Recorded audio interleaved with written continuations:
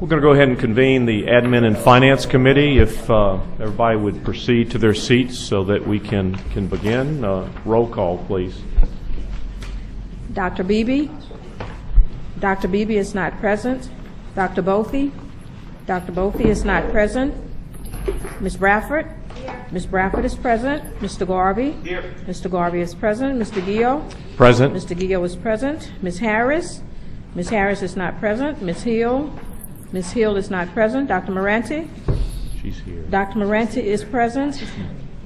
Ms. Orange-Jones? Ms. Orange-Jones is not present. Mr. Romer? Mr. Romer is present. Ms. Smith? Here. Ms. Smith is present. You have a quorum. Thank you. First item, please. Your consent agenda is ready for approval, adding items 6.2, 7.1, and 8.1.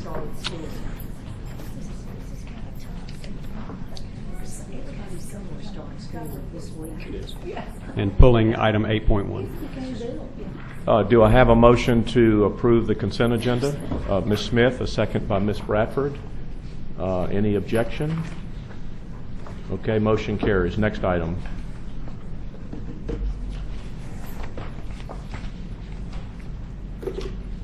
Your next item is on page 14, item 4.1, consideration of 8G funding cycle activities, approval of 8G statewide programs for fiscal year 2015-2016.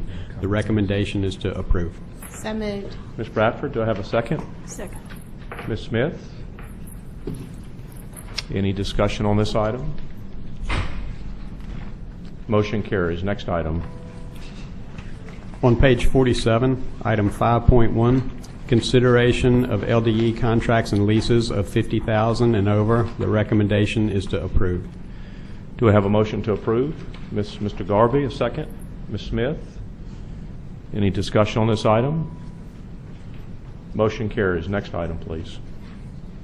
On page 50, item 5.2, consideration of federal, state grants and allocations to LEAs, Type 2 charters, Type 5 charters, approved non-public schools, and community-based organizations, competitive and other.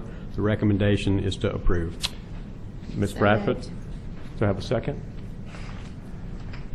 Ms. Smith? Second. Any discussion on this item? Motion carries. Next item. On page 70, item 6.1, consideration of RSD contracts and leases of $50,000 and over. Recommendation is to approve. Do I have a motion to approve? Ms. Bradford, second by Ms. Smith. Any objection to the motion? Motion carries. Next item. On page 129, item 6.3, consideration of the approval of the 2015-2016 budget for the Recovery School District. Recommendation is to approve. Do I have a motion to approve? Mr. Garvey, second by Ms. Bradford. Any discussion on this item? Yeah, I think we need to have some kind of talking going on at some point during this meeting, so I just wanted to mention that Such good information. accomplish They did such that. a good job. That's it. Thank you for that input, Mr. Garvey. Any further discussion on this item for the Recovery School District? Motion carries. Next item. Next item is on page 139, item 8.1, consideration of a discussion regarding reports pertaining to Senate Bill 267 of the 2015 regular legislative session. The recommendation is to receive. Do I have a motion to receive? Ms. Bradford, a second. Dr. Moranti, we do have one comment card, but Superintendent White. Thank you. Members, let me just give you some context on this because I believe there will be a discussion. The legislature passed a bill this session that achieves essentially three things. One, it requires that state funding weights in the MFP be distributed to school systems on the basis, and charter schools, on the basis not of an average per child cost, but on a weighted per child cost, meaning that we send extra money to charter schools and school systems when they serve students with disabilities, rather than we send an average amount per child to charter schools when those students attend those schools or don't attend those schools. You have essentially baked this statute into the formula of the MFP. So that even though a formula didn't pass this session, the reference to the statute, the underlying statute, is in the formula, meaning that the formula essentially spits out a different result when this underlying statute changed, which it did this session with your support, with the board's support. It has come before you since that time that there are, of course, as with any other statute, questions as to how it should be implemented when it changes. And so there are three things that are being done to implement the law's provisions. One, we sent you a legal memo regarding the question that Mr. Richard and Mr. Fleming raised last time as to whether it should be when the law comes into effect. The governor ultimately ended up signing the law, and the bill came into effect upon his signature, but it did not affect the final payment of the 14-15 school year. It has affected the initial payment of the 15-16 school year. So the payments have begun to be processed upon the governor's signature for school systems. Secondly, we have begun the process of adjusting our monitoring to ensure that the law's stipulations regarding enrollment of students with disabilities are met. Schools that do not meet the terms of special education enrollment under the law will be considered in violation. And as with Lagniappe academies this year, there will be ramifications for schools that have egregious violations of special education issues.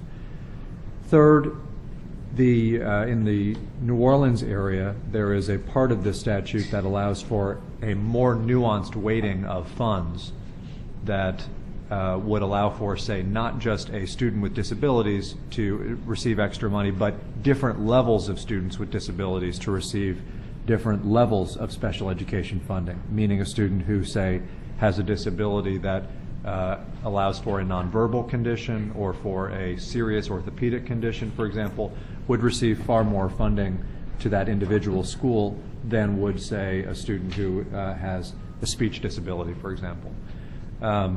That formula, the law requires BESE's approval of within a year, and the New Orleans charter schools and such are working on that development.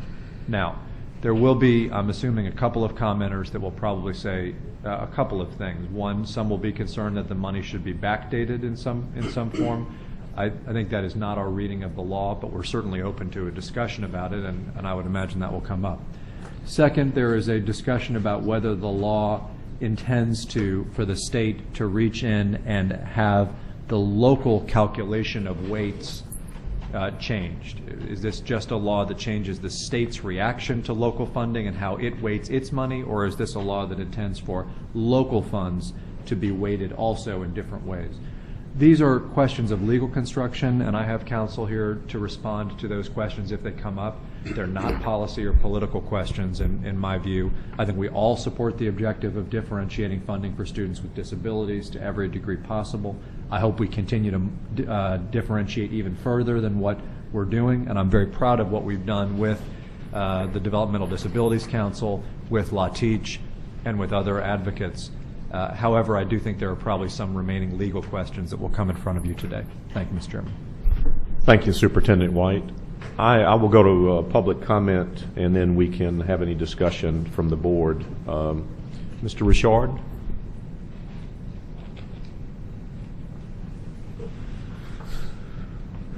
Good morning. Good morning.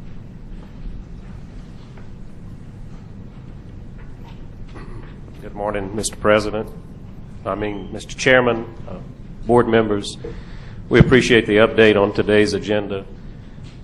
Back in June, when this issue came up, we were very much aware and fully cognizant of the fact that the law would not be signed into law until it was signed, thus the effective date. The request at the most recent board meeting was that because of the debate on the legislation, the board certainly had the authority at that time to address the issue that was being raised in the law in regards to how the funding was flowing to charter schools and the weighted funding associated with that for special ed students. The request was that the board address the matter at that time. which is under the purview of this governing authority. We fully appreciate the memo from Mrs. Hunt, and we read about it in the Times-Picayune at the time, shortly thereafter the board meeting, where we requested that the funding be addressed at that time, which was under your last MFP in the 14-15 fiscal year. The board had the ability to make adjustments as they deemed necessary to make sure that funding was following the student. And that's really my only comments this morning, that we appreciate the update in a formal board meeting agenda, but we want to make it clear that we fully understood and were cognizant of the fact that the legal opinion would coincide with the signing of the law. But that really wasn't the request. The request was that at the time the board had the authority to make adjustments to ensure that dollars followed the student and that an average calculation wouldn't be used and that the actual dollars would follow the student. Thank you. Thank you for your comments, Mr. Richard. Appreciate that. Mr. Fleming?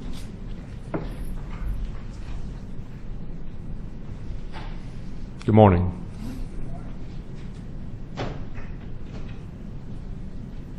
Good morning, Mr. Chair and members of the board.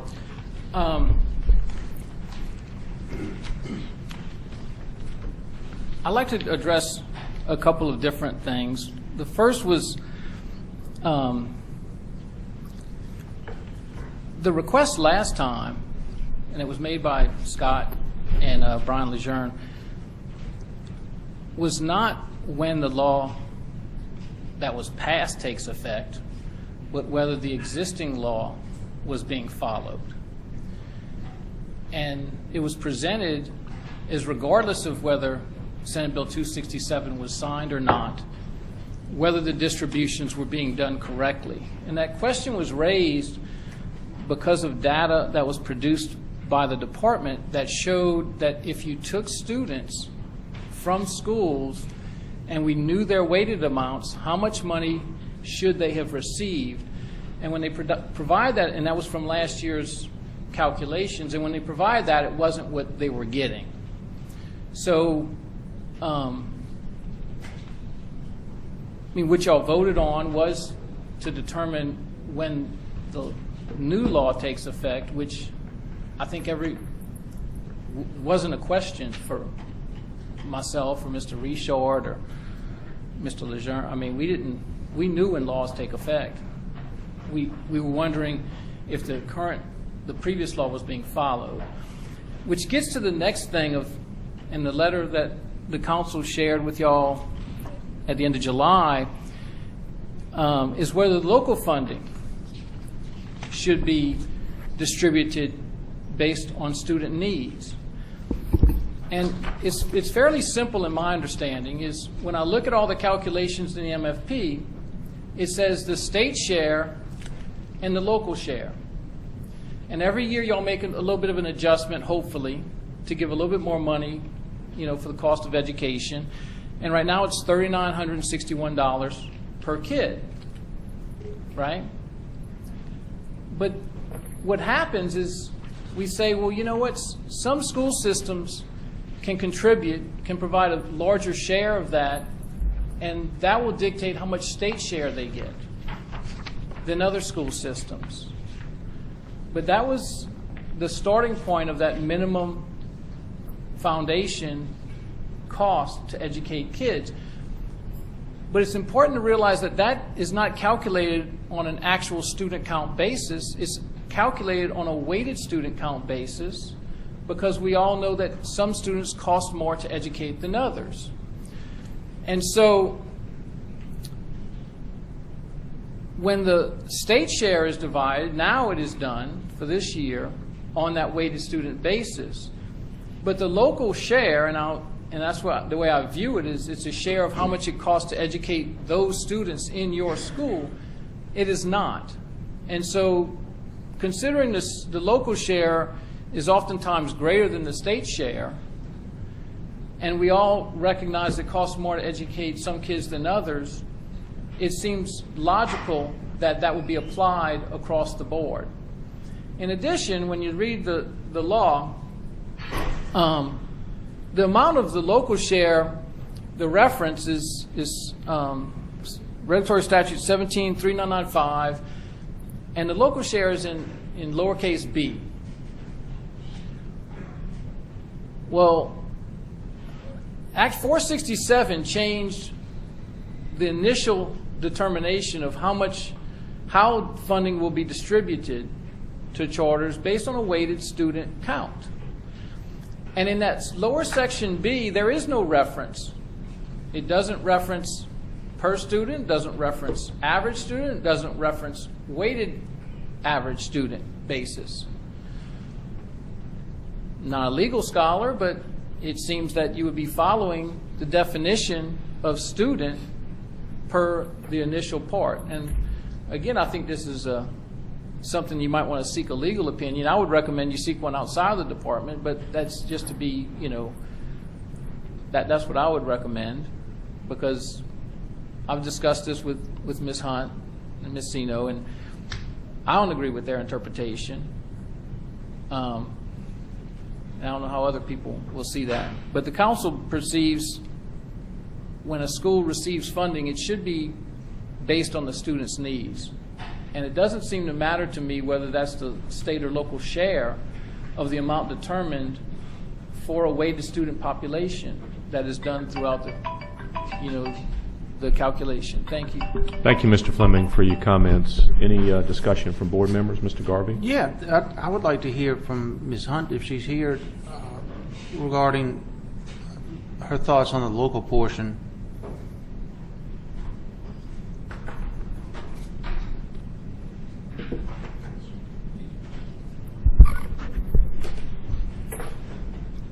Good morning, Joan Hunt. Morning. And Mr. Fleming is correct that lowercase b was not amended. The only Ms. Hunt, if you could bring them. Oh, sorry. Yeah, thank you. Sure. Mr. Fleming is correct that the lowercase b was not amended. That is actually the point. The only part that was amended was the lowercase a, which specifically says that the state-funded per pupil allocation will be based on the weighted student membership count. The law doesn't address any change to the representation of the local contribution. It's really as simple as that. Thank you. You're welcome. Anything else, Mr. Garvey? If I could go back to Mr. Fleming, in light of what Ms. Hunt said, how would you respond to that? If Section A only talks about the state funding, how would you argue that it also applies to the local funding? Section B, Section A says that the main section. I'm sorry, what? The main section defines per student to be on a weighted student basis. It lays that description out. And I was going to pull it up. I apologize. I do not have it, a copy of it. Can you send it to me? Can you email it to me? Well, she has a copy of it, too. She's nice.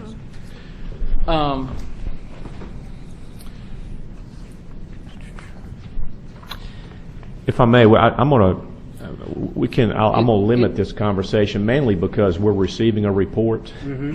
And I know that this has been debated heavily, and I don't think this is the place to get into another detailed debate over this. But I mean, I can talk to Mr. Fleming after the meeting. yeah, why don't we do that? Why don't we? fine. Yeah, if we could.